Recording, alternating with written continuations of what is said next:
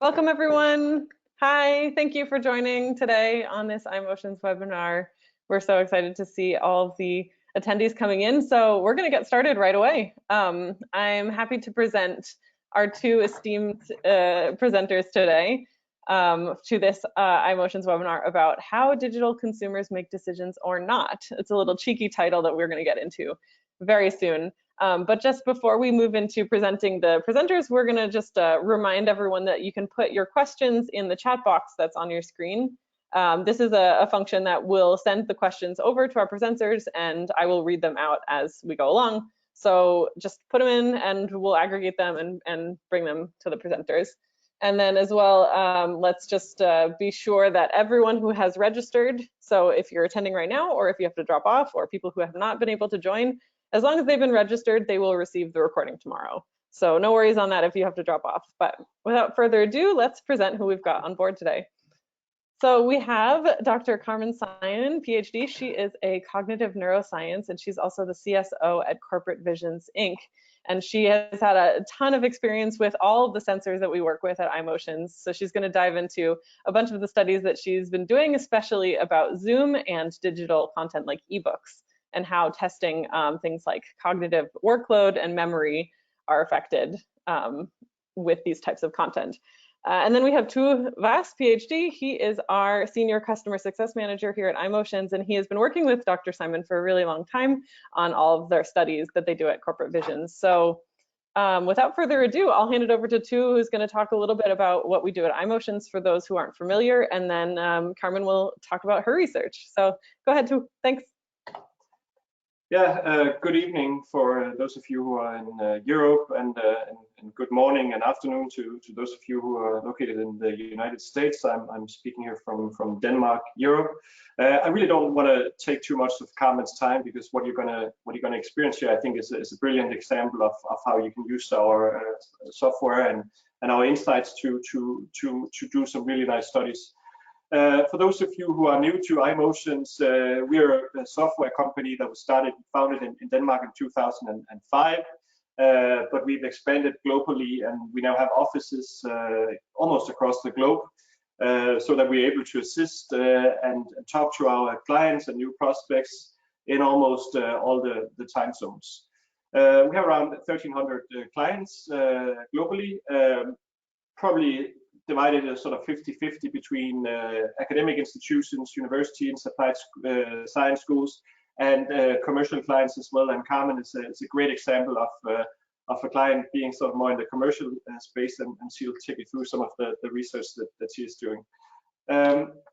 Just so for those of you who are new to iMotions, we are a software provider. We provide a software solution that allows you to collect multiple sources of physiological data, biometric data, so eye tracking, galvanic skin response, facial expression, EEG, ECGs, EMG, and so on and so forth.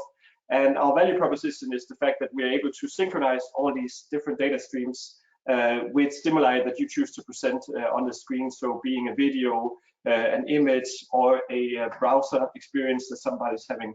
And then at the back end of all that, we provide you with some real-time sort of overview of the experiment, some analysis tools, and a lot of exports that you can work with presenting your data. And Carmen is going to show some really nice examples of exports a little bit later. But really, we are more than just a software company. And I would really like to emphasize this, because as much as we sort of pride ourselves of being a very easy to use solution, it takes time and it takes training to get to a point where you can conduct research that's as advanced as what Carmen will present today. So aside from the software solution that we provide, we also provide our customers with training and onboarding and how to use the software. We help them design and execute their studies. We're there to assist you also with data analysis, and also to do scientific sparing.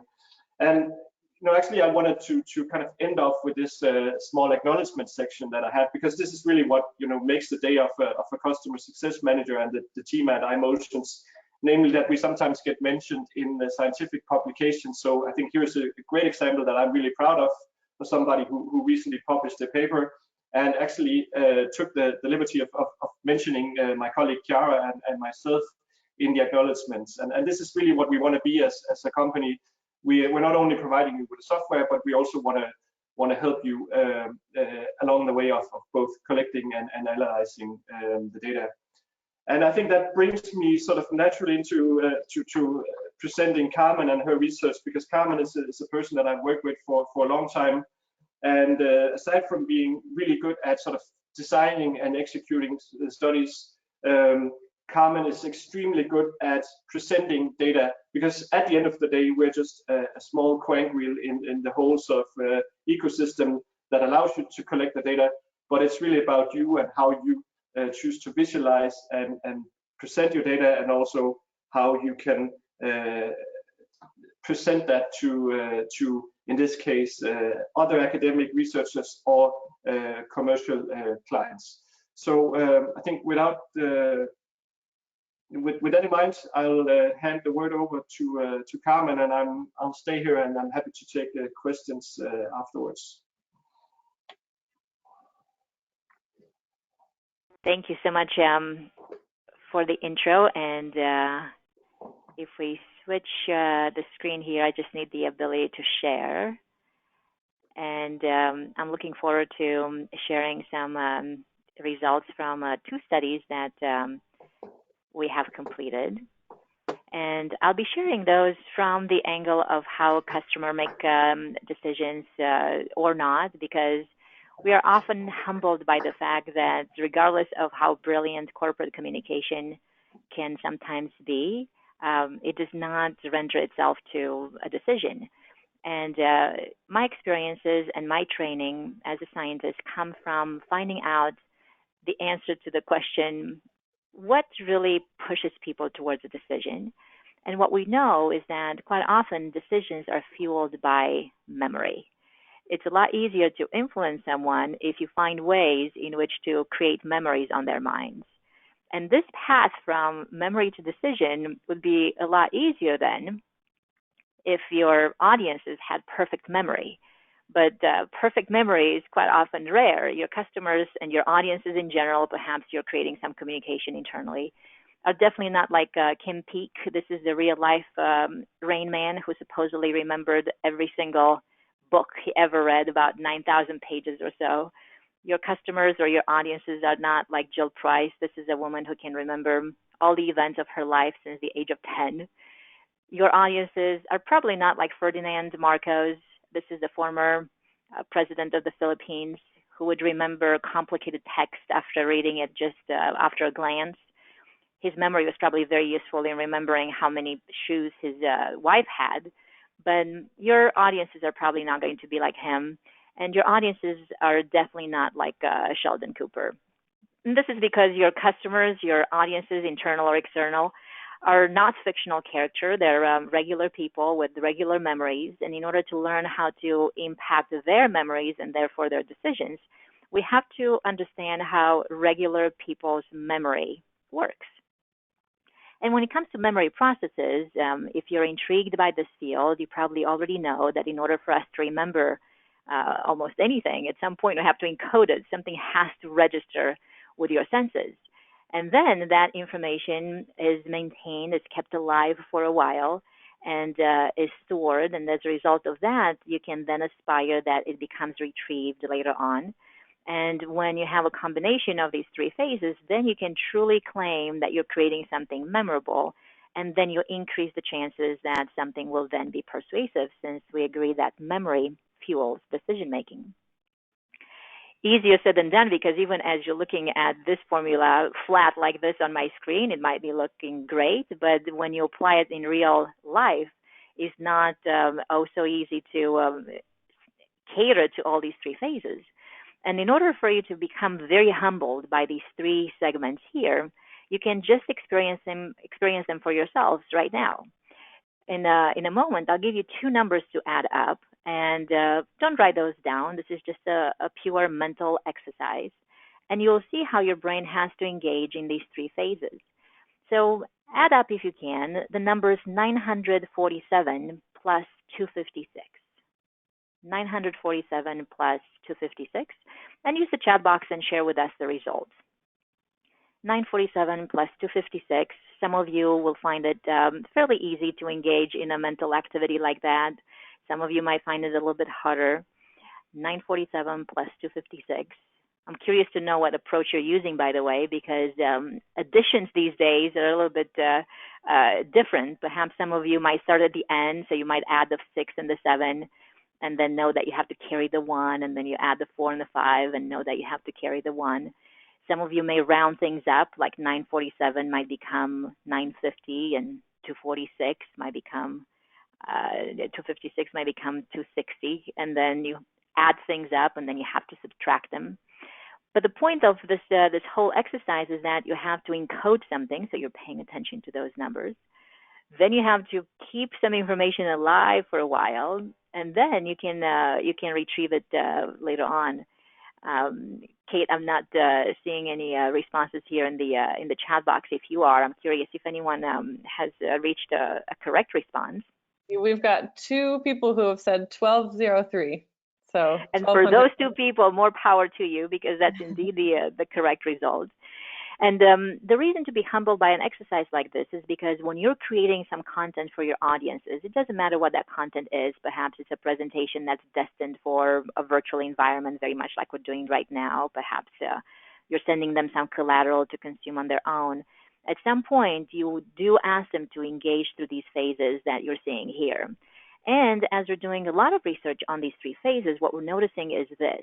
It's that phase in the middle, this maintenance phase, that tends to be quite often problematic, and the bottleneck towards retrieving memories later on, which then can influence decisions. So we could find some ways to fix this working memory problem. That's the label we'll use for this maintenance phase, meaning that we would aspire at somebody's brain to hold in online a few items until they complete a cognitive task. That's what working memory is. Then we increase the chances of retrieval later on. And what is science really? Then the increased likelihood that something is going to happen. So when it comes to that working memory, that's what I will share for the rest of our time together. We did a neuroscientific study looking at what happens to customers' brains as they attend a Zoom presentation, and how does that tax their working memory and therefore the ability to retrieve some information. We also gave some other participants an ebook to consume on their own, and we wanted to see how that taxes your working memory. So I will relate to you some practical guidelines that we have extracted from these studies, guidelines that you can use as early as this afternoon or evening, perhaps for some of you.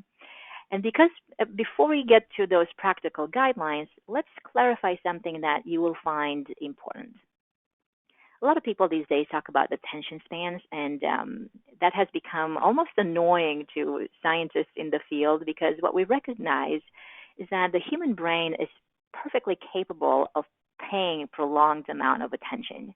In fact, in order to debunk a myth that has been around for a while, which is human beings have the attention of a goldfish, you don't even have to be a neuroscientist to know that that's a myth. All you have to do is ask yourselves, what's the longest amount of hours that you have binge watched on a TV show? In fact, I would love to know what shows you're hooked on these days.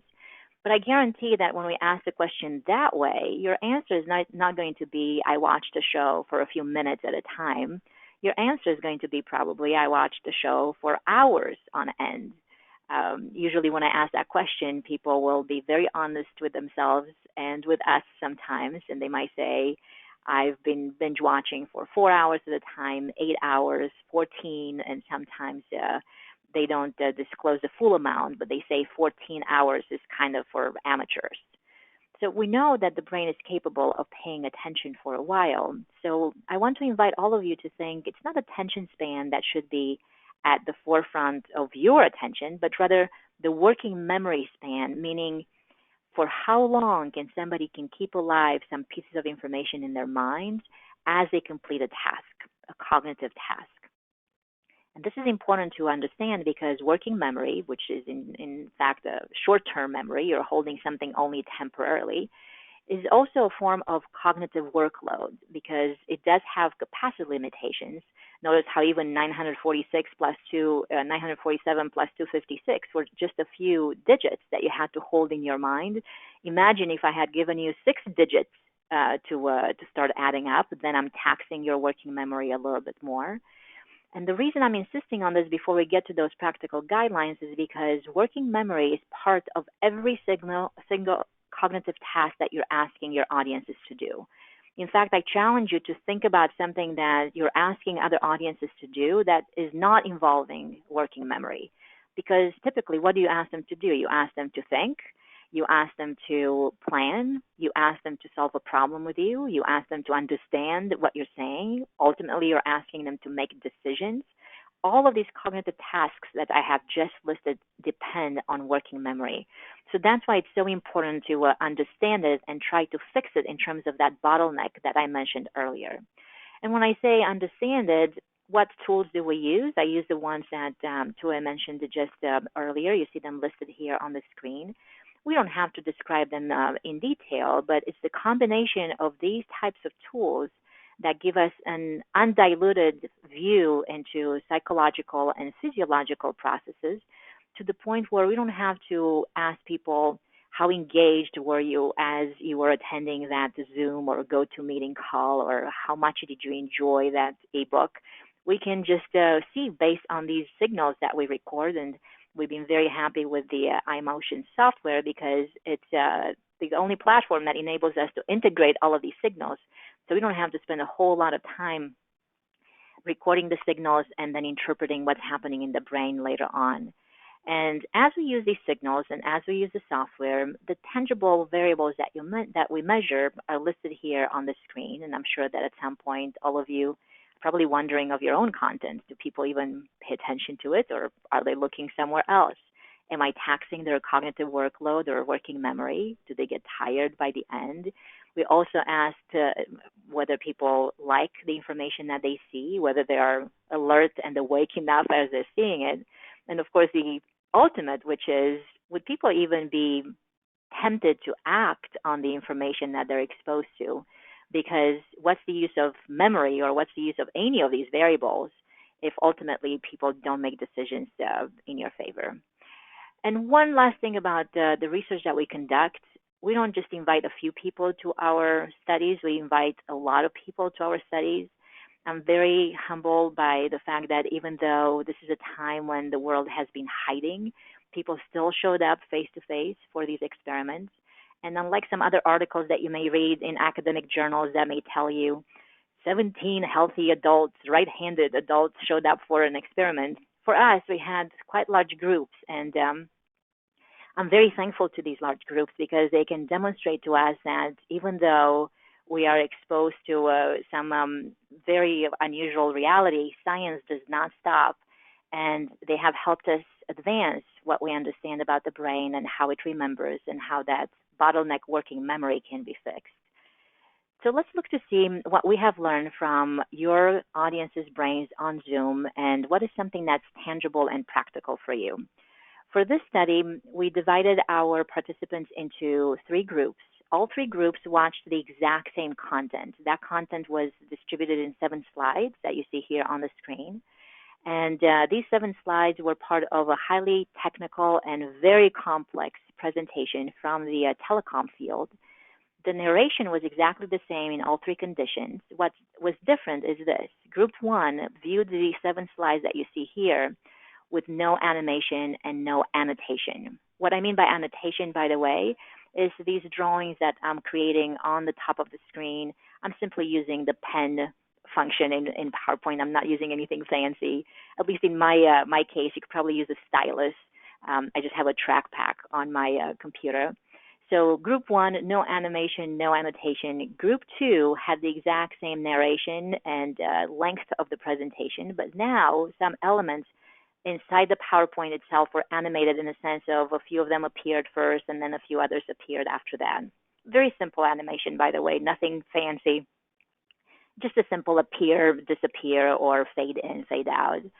Group 3 viewed the exact same animations as Group 2, But on top of that, we added the annotation, which is what I'm doing for your viewing right now. And of course, given those variables that I had mentioned earlier, we definitely wanted to see did that impact how and where people looked. We also divided those people within those subgroups as experts and non-experts, because the content was indeed so complex, in fact, that at some point a few people, even though they were experts, they were looking at this asking, is this for real, or is some of it exaggerated a little bit? It was indeed real content. We didn't tamper with the content itself at all. It was exactly as the client had originally created it. So what we noticed in terms of attention was this. For experts, notice how we can use the heat maps, and I'm sure by now you're probably familiar with these red spots that indicate a more fixed attention. And notice how for experts we have a few of such concentrated attention spots in here. And for non-experts, as predicted, you have even more, because when you're not an expert and you're looking at something complex and technical, unless somebody guides you and tells you where to look, your attention is a lot more scattered. There is no economy of it. There's if you want the return on an ROA, let's call it that, the return on attention, then you have to do something else, and that's where animation and annotation come in. In the next few moments, you will see a small video, and that movement indicates the aggregated signals from all the people looking at this slide, which was now animated and annotated. You can see these green arrows. That was the presenter animated in real time. And notice how for experts, we're prompting them to look in one area. Sure, there are some exceptions. A few people might get tempted and look elsewhere, but for most part, people are looking in one concentrated area. And it was the same effect for the non-experts. And this is important to recognize, because when you embed animation and annotation, especially in these virtual environments, you will take care of a few things. One is, as a decision group, sometimes even non-experts will have a voice in whether people choose you or someone else. So you're catering to their attention as well, and attention paves the way to memory, which then paves the way to decision making. Also, when you're using animation and annotation, you are inviting people to ignore distractions and inhibit what's irrelevant. This is huge, because otherwise there's so many other temptations and you can look in many other directions unless somebody controls your focus. When it comes to controlling focus, we can define another process that will be important to you, which is selective attention. For those of you who are married, I know for sure that you understand selective attention already. But from a cognitive perspective, what is selective attention but prioritizing information for working memory? Now you're telling us what is important to keep alive for a while. So that's why for the next time that you may be in a situation where you have to present something to someone, consider animation and annotation, so that you can make something that may not necessarily be also obvious a lot more obvious. Otherwise, especially if you have highly complex content, you may be developing camouflage content where some things may not necessarily be standing out. And just because you're showing the brain something and it looks, it doesn't mean that it sees. Notice how many details you may be tempted to miss, at least on the surface. In fact, this is where we would like for you to use the chat box and tell us what elements are you noticing are different in the picture on the right compared to the picture on the left. Originally, we started with the same picture and a few things have been tampered with, but notice how now it takes a little bit more concentrated attention for you to figure out what's different. And Kate, this is where I'll turn it over to you if you're seeing some things that are coming in from the audience. I'm sure that initially some things will be very obvious, but for some you will have to try a little bit harder. There are 9 differences between the pictures, by the way. Mm-hmm. Yeah, so I see a few comments. Some are saying that there are no sesame seeds on one of the sushi rolls there. Very good observation, yeah. Right here. And sushi is missing at the bottom, the salmon at the top, yep. Sushi at the bottom. The next to the sashimi, you have different colors of the, I'm not sure what that is, but. Yeah, this yellowtail versus the green, good observation, yes. Yeah. Yes, top piece of sushi is missing as well. Yes, we got that one. Yeah, yeah. Very observant. And now notice how we've got a few, but if we look a little bit more closely, and now we're taxing our working memory a little bit more, we can identify a few more subtleties. Like see the stripe right here on the salmon. And if you want to get even more granular, notice the character of the plate here. There are some spots that you can see on the left, but they're missing on the right. If you get more granular, you might notice the orange peel that's missing here on the right. And if you want to get really, really picky, take a look at this broccoli here and take a look at the broccoli here, and you'll notice that there is a small piece missing here. I'm sure all of this is making you hungry by now, depending on your time zone. So we'll move away from the screen.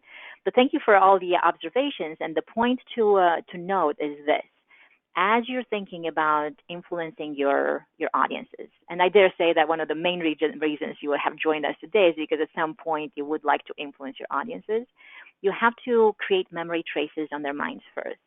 Working memory is that bottleneck in terms of getting a memory trace to even register itself and be able to be retrieved later on. That's the reason we're sharing these guidelines. So if you want people to stay with you for a little bit longer and keep some information alive, that's the reason we're advocating the use of animation and annotation, especially in a virtual space. And we're also noticing that sometimes elements are critical to you, but unless you're controlling someone else's focus, it will be a lot harder for them to retrieve things later on because they may have not encoded them or kept them alive for a while in order for them to even translate into a long-term memory. And Kate, before I'll turn it over to you to see if there are any reactions or questions from the audience, I want to mention one more thing in terms of the Zoom study. What we noticed is this element of motivation, and that was an important variable for us to study, because what's the use of memory unless people are likely to act on what you're sharing with them? And in terms of motivation, we look to see whether people are exhibiting an approach behavior versus an withdrawal behavior, given what you have shared with them. And notice how the motivation was high for both groups 2 and 3. But there was something different for group 2 compared to 3. Remember, group 2 only had animation. Group 3 had animation and annotation. We often look to see whether the valence, meaning whether people enjoy what they see, is positive or negative. And arousal simply means whether people are alert and awake enough in the moment to cater to your information. When we find low valence and low arousal, that's what means that boredom quite often settles in. And that's a combination where memories go to die. So in the PowerPoint animated group, that surprised us because we thought, well, now the things are a little bit more animated, then surely people will enjoy that and they will stay a bit more alert. But that wasn't the case, and we suspected it was because there were just not enough animations. So make sure that indeed, if you are using some animations in the communication that you're creating, amp their amount, because at least in our study, what we noticed is that when we added annotation on top of animation, overall, the amount of movement that we're offering was 4 times higher. So what we're noticing is this: these days, it's not that attention span is shorter, which is how the myth goes. It's that the stimulation threshold has changed for people. The brain is now seeking for more and more and extra stimulation. That's the reason why you can stay focused on a TV show for hours on end, because they're very clever in the amount and the variety of stimulation that they provide you with.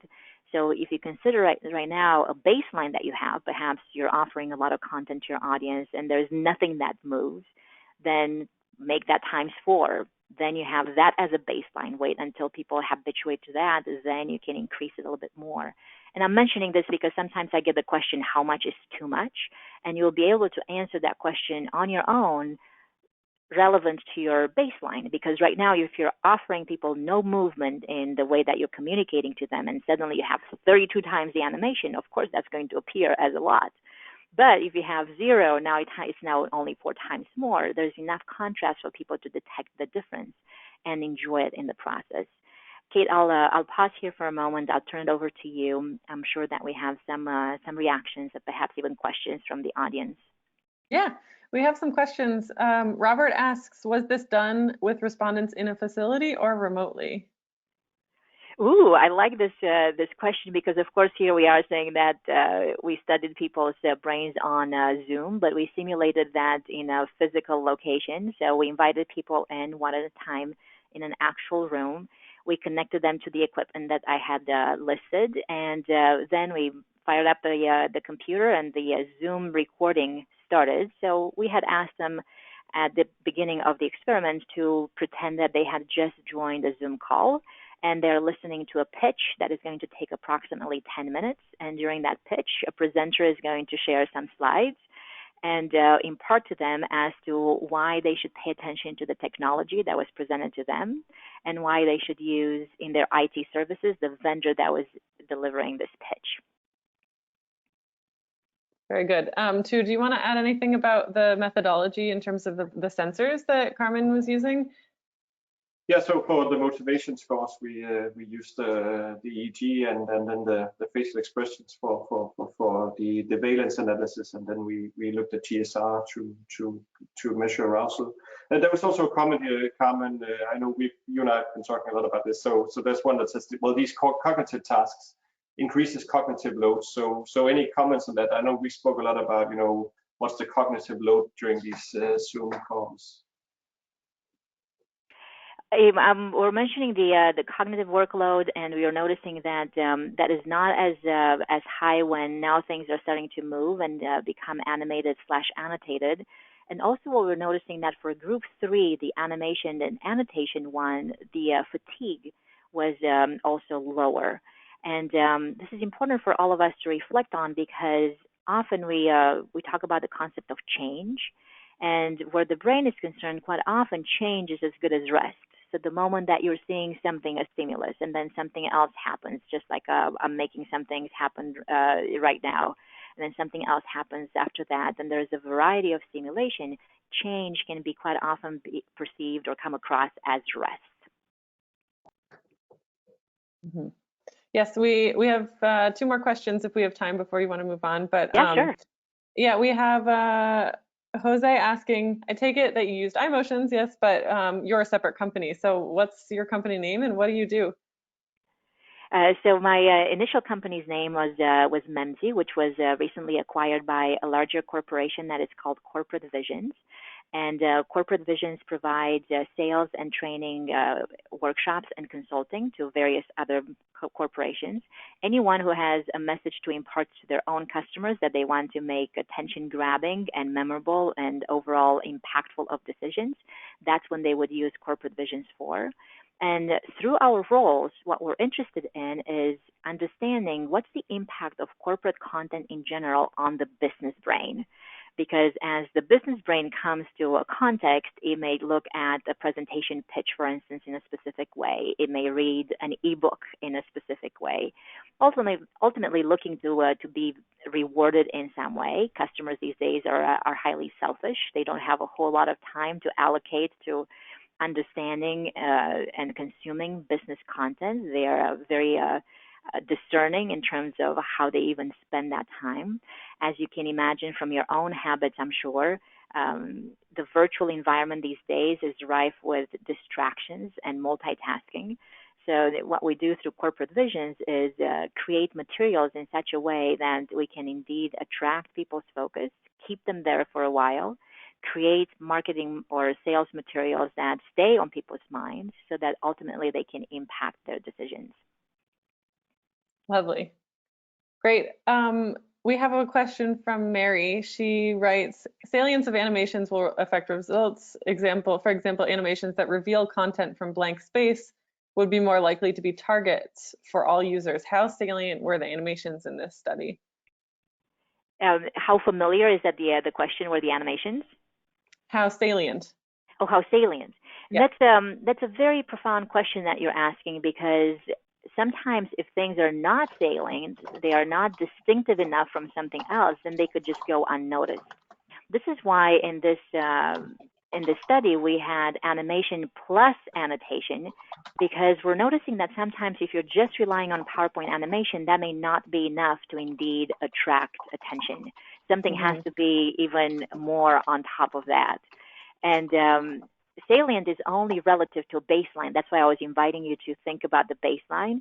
If nothing moves, then even the more subtle movement will still capture your attention. But if a few things move steadily, then you have to increase the effect that much more. So always look for the baseline and then see what you can do relative to that. That was a great question, because that leads us into this notion of contrast, and the brain is going to be seeking contrast in terms of finding some things that are important or interesting, and sometimes the contrast is not sharp enough. It's a bit more wishy-washy. So I'm glad for that question. And speaking of making things a bit bold and not wishy-washy, we can look to see what we found out from the ebook study, because at some point you may not necessarily have the luxury to be there in the room, even though it may still be the virtual room, to draw people's attention to something. Because at least here with animation and annotation, the presenter was still around, even though he was virtual. In an ebook or any kind of digital content, when you're no longer around, now you're relying on that person viewing this to look where it might be important, or you're relying on some techniques that you would have used ahead of time to make sure that the focus goes where it must go. And with an ebook, you're definitely taxing people's working memory, because think about it, what you're asking their brains to do is to remember content, which then varies in terms of time and what it shows. In any kind of digital content, let's just say that maybe you have had some slides and just save them as a PDF file or send them to someone. You're asking them to remember something that varies unpredictably too in time and or content, because when you're looking at an ebook, you have no idea what each page is going to reveal and how long the whole thing is going to take. So that's definitely taxing on working memory. In this study, we divided people also in 3 groups. All 3 groups viewed 20 pages that were part of the original ebook. And for group 1, we did not change the original ebook at all. This is an ebook that was also from the telecom industry. We used the exact file that the client had developed. The only thing that we wanted to change, though, was in 7 pages out of the 20, they had used some predictable imagery from some stock photo database that they had. And we wanted to see, did the impact of those images have any kind of influence on attention, cognitive workload, or working memory, on fatigue, or motivation to act. So for the ebook in group 2, we removed all those pictures from those 7 pages. And for group 3, we only looked at those 7 pages, and we replaced the images that were initially fairly predictable and fairly generic and decorative with something that was a bit more functional, a bit less predictable, quite often more concrete and specific. And when we did that, we wanted to see how these variables that you see here at the bottom of my screen were impacted. So these are the guidelines that I'll share with you next, that you can embed in your own communication materials, starting with the very humbling observation that if you do attempt to change some imagery in things that you're creating for your own audiences, be prepared to spend a lot of time. Even just to replace this introductory image from the first page of the ebook took us a while to test and retest, even before we did the iMotion study. And we landed on something that was a bit more specific, a little bit more concrete, something that was still in touch with reality, even though it was a fairly aspirational and futuristic photo.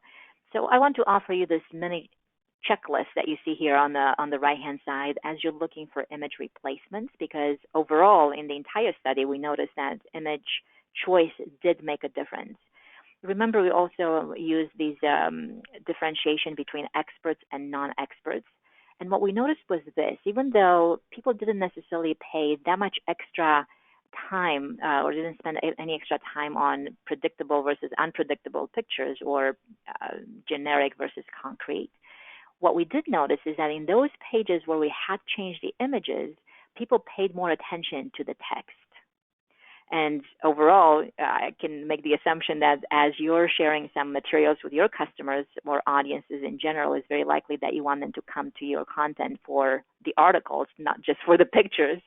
So if you want more attention on the text itself, then it's worthwhile to be very cautious about the imagery that you're including.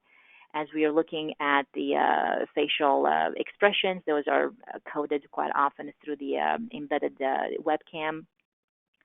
And of course, the eye tracking, we are looking at eyebrow raise, for instance. That is indicative often of some emotions, and we're noticing more eyebrows raised in group 1 that had the more predictable and generic images. We also noticed that in that one page where the picture original one had been fairly cliche and decorative, when we kicked things a little bit up a notch and we went all out, so she became this iron bird with a very interesting expression on its face. This metric that's called time to first fixation was a lot faster for the more unpredictable image. And we're not saying do this every single time that you have some imagery. All we're saying is that if you are indeed after attracting interest very, very fast, then a more unpredictable image is going to render you that capability.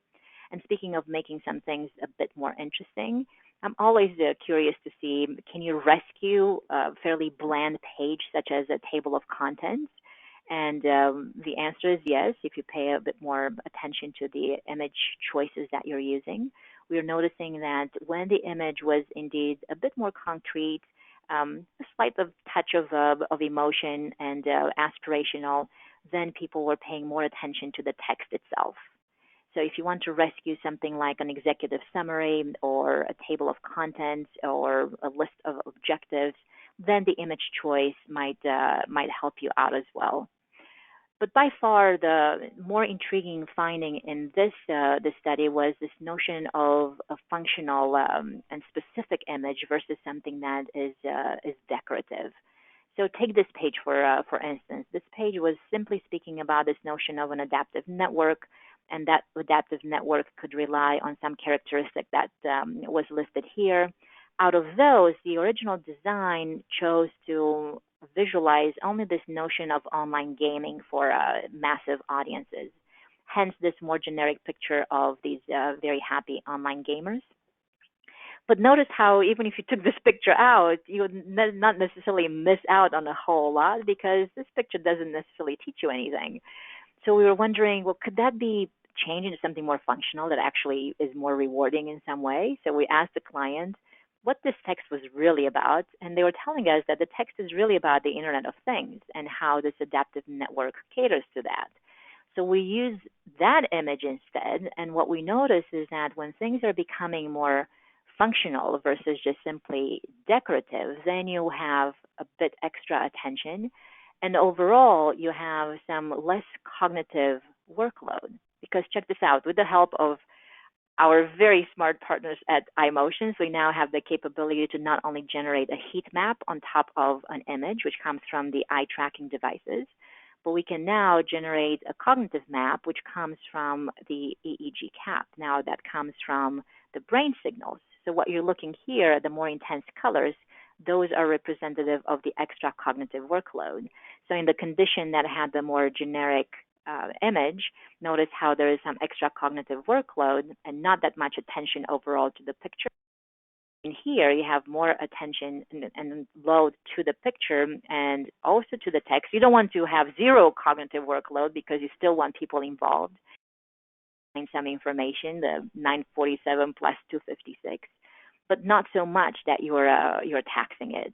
And I'm definitely not saying remove all the pictures that might be a bit more cliche or generic, because people still found comfort in those, and they're not so cognitively taxing after all. But about 10 to 20%, I would say, through a sequence, you can get away with those, but not much more. And be very cautious with abstract pictures, because notice they do add to the cognitive workload. If you look at the condition where there is no picture on the front versus the abstract picture on the front, notice how that demands a bit more of a cognitive load, because now there's something to look at. So here are some practical guidelines we can glean from this.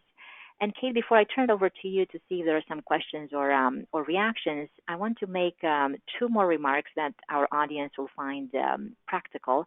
One is related to infographics. I know that business content these days is laden with a lot of these infographics, and rightfully so, because when you share a lot of text with your audiences, now you're asking them to exceed the limits of their working memory. So, of course, an infographic is going to be more appealing because the eyes can search it faster. Sometimes you might even find information faster and more easily.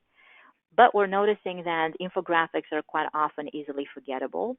They don't even demand sometimes that much of a cognitive workload, but that may not necessarily render itself into memory. When it does, we notice, is when they're phrased from where your audiences are sitting versus from a selfish seat. Because if you're really looking what these numbers and infographics are saying, they're more about bragging rights for the original client versus what the audience may need. So make sure that you're linking infographics to insights if you want the extra attention and therefore the extra memory. And design them in such a way that the brain can actually see them easily. Notice how tiny little text demands a lot of cognitive workload, but it's because it's probably not very nicely designed. So now the eyes have to strain a little bit more to understand what's going on. Overall, keep in mind, though, that even though as you're reflecting on business content, people might think, well, it's the images that perhaps are important. Of course, you're combining them with some text and lines and shapes. Usually, whatever you do, it's a combination of these things. As you're looking at this combination, text is still a graphical element. Text is still a picture or a shape, except a more complicated one. So it's no wonder that it will still demand some cognitive workload. Sometimes that load is too much. And I want to suggest to all of you to use, anytime you can, a readability tool. You can go online. You can find so many of them. Many are free. All you have to do is copy and paste your text into those readability tools, and you then get a grade, and you can see some levels that you have written your content as. And the higher the level here, the more cognitively taxing it will be. And don't think that just because you're talking to experts, higher cognitive workload is necessary. Sometimes we're treating experts as robots. But when we're not cautious, even with them, we're noticing that the only negative time percentage that was spent was by the experts in that group that had no pictures. So even experts are still human, and they will appreciate cognitive ease from your materials. And the last remark I'll make will be in terms of the call to action, the CTA. We're noticing that in the ebook that we studied, that CTA appeared on the last page that had some useful information. This was on page 19. Page 20 was just a simple logo. But notice how in the three conditions, the images are barely getting any attention. Of course, here we had no image. And then the text, there's a little bit of extra time spent on the text in the condition 3 compared to condition 1. But overall, as you're looking at what happens towards the end of the sequence, there's very little attention and overall engagement. So if we know that to be so, and the fatigue rate is by now fairly high, why not pepper this early in the sequence when people are a little bit more fresh and they may have a little bit of extra cognitive energy to give you. And I'll end with this remark before we summarize. It is physically possible, from what we've noticed, to put people to sleep with business content.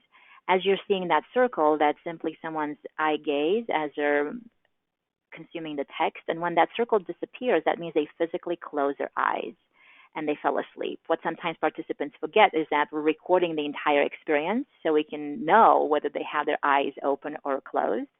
And we notice that even in the ebook condition, we notice people falling asleep in the Zoom condition as well. And for that condition, we thought, well, maybe it's to be expected because all you're doing is sitting back and listening. But we thought surely no one can fall asleep as they have to physically grab a mouse and scroll through the pages. But sure enough, it happened. So therefore, I'm convinced that as you're using any or all of these techniques that you're learning from us, you will be able to keep people alert and awake enough so they can encode your content, then keep it alive for a while, and then retrieve it later on. Kate, I'll turn it back over to you. Hey, thank you so much. This is great. And we have a ton of questions coming in. And I just want to note that we have about 10 minutes left. So if you do have questions that you haven't gotten a chance to put in the chat yet, please do that now and make sure that we can get to it. But yes, you were just mentioning. Yeah, I can. Sorry. Yep, go ahead, Tua. Yes, no, I just had one that just came to my mind here. There was a question in the chat whether manipulating the audio, whether we tested like different voiceovers, and we didn't do that, right, Carmen? And it's a very interesting question, and I think it all boils down to the fact that when doing this type of research paradigms, you kind of have to limit the amount of groups that you have. So this would have just added like another parameter and another set of respondents. So it's in these sort of tests, it's very difficult to test all different hypotheses. You have to limit yourself to the ones that you think makes the most sense. But it's a fair point, and it would be extremely interesting to do. That would be a good study for us. In this study, we kept our dependent variables and independent variables to a minimum, but I like what you're going for in terms of the voice. Obviously, now that we have to communicate a little bit more frequently in a virtual medium, of course, the voice itself can become a persuasive tool. And in the Zoom condition, I'm smiling because now reflecting back, what voice did we use? The presenter had a very appealing, and I'm sure you'll all agree with me, a very appealing British accent. Like, you cannot go wrong with a business presenter with a very polished British accent. Should that have been different? I wonder if that would have impacted some of our variables in terms of attention and keeping things in mind for a while, or is that distracting and now you're thinking of something else? The voice would be an interesting one, but we often like debunking myths. So here's a myth that I'd like to remind all of you of. There isn't such thing as monotone, because I bet that one of the reasons you're asking is because sometimes you may be listening to some calls. I hope this wasn't one where you're thinking, wow, yeah, those people were speaking in monotone. It's not so much that we're speaking monotone, but it's that we speak in too few tones. And when there isn't enough variety between those tones, that's when it comes across as something that does not change. And because of that, the guideline that we're recommending here still stands, but now we can broaden it out a bit, which is vary the stimulus. And the moment that you vary the stimulus, whether that comes from the voices, whether that comes from the visuals, whether that comes from the media format that you share, then you have an increased chance for people staying with you and not being tempted to switch to something else. Carmen, there was also, I think, a technical question from me on the cognitive load heat maps. And I hate to be honest with you, Carmen, this webinar, but it was really like a wild thought that I got one evening when we were talking, and we know it was getting later in Denmark. And I thought, well, we have the eye tracking data, right? So we know what they're looking at. So if we compute like a cognitive load done through like a frontal theta rhythm, we can actually map, in real time what the kind of a cognitive map. So that's how we created. I'm sorry, the Anessa who asked in the chat is something that I did as a little sidekick using, I think it was MATLAB this time, but I'm happy if you get in contact. I'm happy to kind of share the details on how it was done. Yeah, we're very happy with that invention, and very grateful to you and your brilliance, because now you're putting a lot of people in the position to look at a picture and not just understand where the eyes go and for how long and where did they go first and whether they return, but rather understand where the cognitive workload is. And thank you so much for enabling us to do that. I'm just gonna I'm gonna launch the last audience poll that we have for today, just to understand if we can follow up with any of you if you have questions about anything that Carmen and Tua presented today. I'm gonna just launch this poll so that you can let us know how you would like us to follow up with you, if at all. And while you're answering that, I'm just gonna ask one or two last questions to Carmen and Tua. So we had a question about animation and annotations becoming even more either necessary or not as necessary in the future based on generations who might be more digital native. That was a great question. And then there was also a similar question about desensitization effects from the Zoom study, i.e. was the effect of animations and annotations different on slide 7 than on slide 1 because of desensitization, and also maybe people being digitally native or not, or used to Zoom or not. Did you notice anything that you could elaborate on there? Yeah, that's an important question that you're asking, and the answer to that, and this will apply to all of you, regardless of what you may be doing next or creating next. Always ask, what's my audience's baseline? This is where you're going for. Some people may be already more prone to some amount of stimulation versus others, but it takes a lot of exposure to now change something so globally. What we know to be true is this: when it comes to the brain, regardless if you're 18 or 68, regardless if you're from China or from California, you will be drawn to visuals. There's a myth that says some people are more of visual learners and some people are auditory learners and some people are kinesthetic. What we know is that 60 to 70% of your body receptors, which is how you take in the world and how you start forming memories, are visual.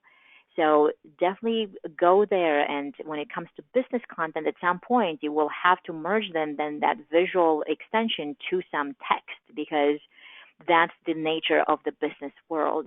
So ask yourself the questions: how do I then best combine the pictures and the words?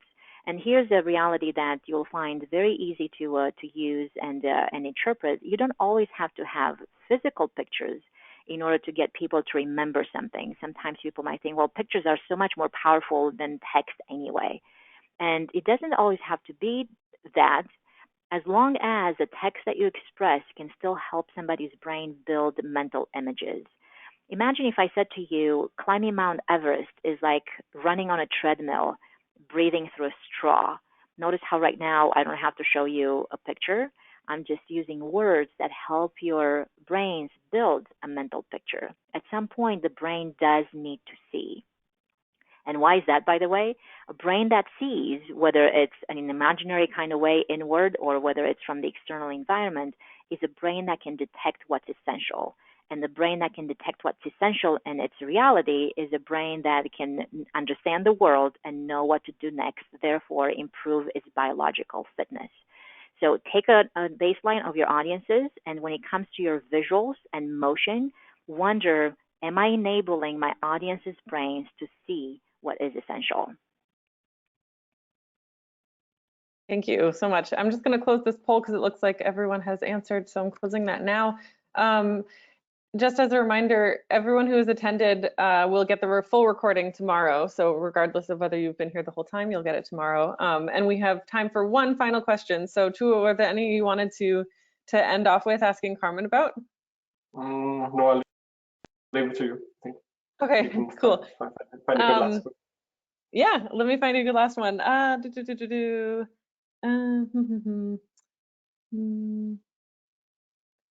Yeah, I think I would love to just end with the question, what do you see for the future of this type of research? Maybe after the pandemic, Carmen, what you're imagining, what your major project goals are, or I'd just love to hear the last sort of, fill it in for the last 2 minutes, what you see in the future for yourself. This is a good prompt, and the answer will apply to everyone listening. I'm always a big proponent of combining 3 types of research, and picture these in a circle. And there isn't one that's more important than another. One line is always develop a good theory about what you want to study, because you can have the best tools and you can have the best and the sexiest neuroscientific experiments, but if you don't ask a good question based on a good theory, it's going to be a lot harder.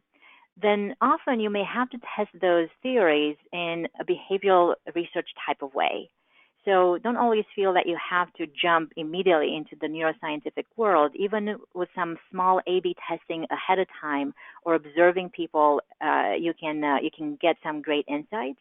Once you have those, then you can embed some of those findings into a more complex neuroscientific research.